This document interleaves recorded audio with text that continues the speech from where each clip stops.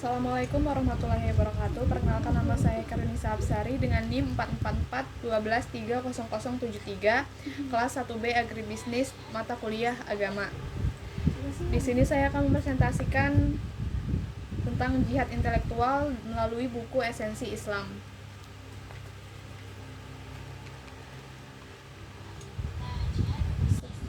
Setiap nabi diberi mukjizat. Mukjizat terbesar Nabi Muhammad SAW adalah Al-Quran. Al-Quran secara harfiah berarti bacaan. Al-Quran adalah kitab suci yang menjadi bacaan wajib umat Islam. Al-Quran dibaca setiap salat. Di luar itu, setiap hari santri membaca Al-Quran, khususnya pada waktu sore dan pagi hari, dengan target 1 hari 1 juz. Tradisi baca Al-Quran lebih intensif dilakukan pada bulan Ramadan atau Syahrul Quran. Mengingatkan membaca Al-Quran merupakan ibadah, maka setiap muslim harus mampu membaca Al-Quran sesuai aturan tajwid.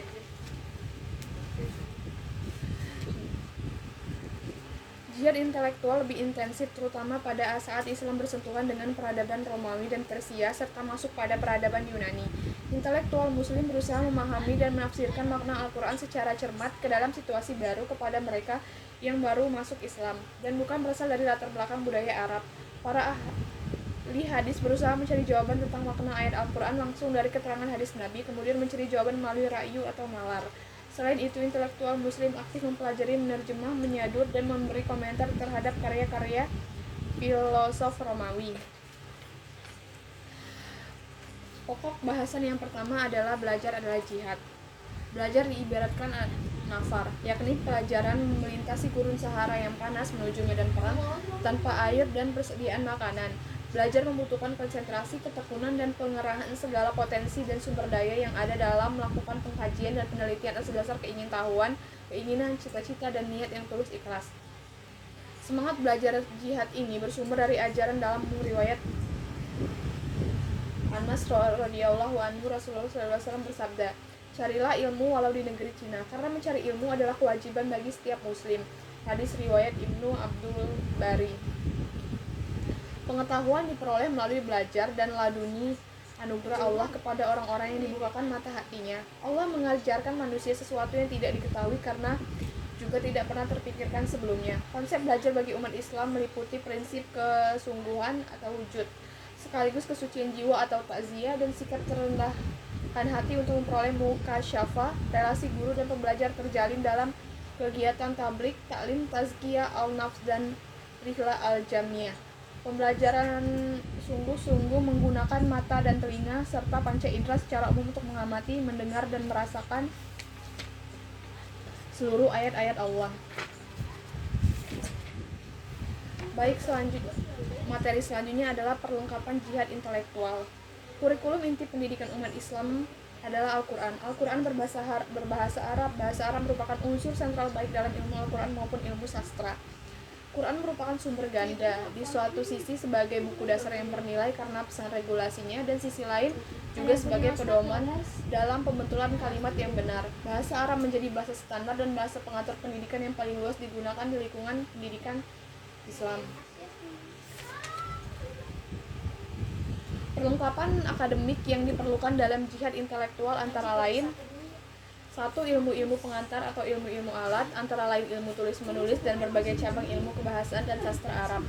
2. Ilmu-ilmu Al-Quran, termasuk di dalamnya ilmu tafsir atau interpretasi Al-Quran, yakni pengetahuan tentang nasik, mansuk, asbab an-nuzul, ta'wil, dan seterusnya. Ilmu-ilmu tentang hadis nabawiyah atau tradisi Nabi, seperti ilmu penukilan atau periwayatan hadis, ilmu asbab urul al-hadis, ilmu takhrij hadis, dan seterusnya.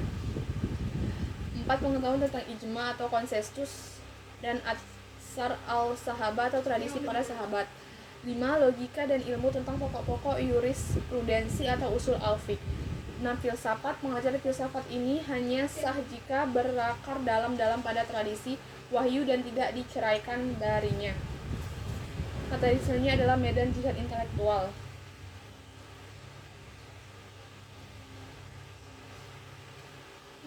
Makna dan ruang lingkup tafakul fil ad-din dalam surah At-Taubah 122 di atas selaras dengan doa Rasulullah SAW kepada Ibnu Abbas sebagai berikut: Ya Allah, berikanlah kepada Ibnu Abbas pemahaman tentang agama.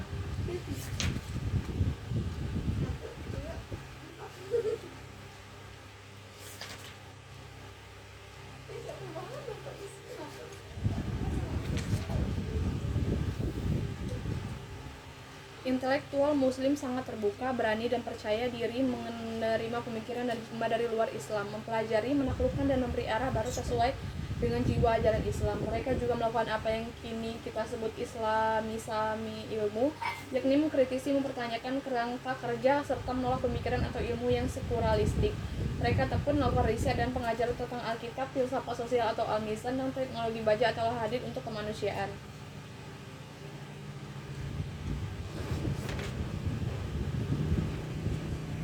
Selanjutnya ada tantangan belajar untuk mengabdi.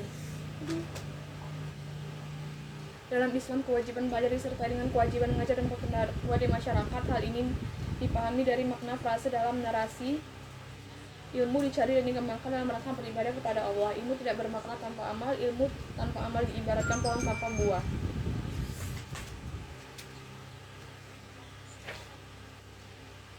Jihad intelektual sebagaimana jihad fisik hanya bisa dilakukan oleh orang yang beriman. Pemahaman yang mendalam tentang ayat Allah tidak dapat dicapai oleh orang kafir dan munafik.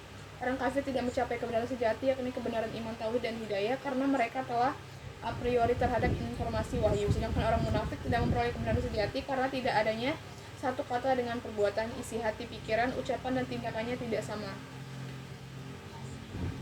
Baik, mungkin itu saja yang dapat saya presentasikan mengenai jihad intelektual yang berasal dari buku Esensi Islam.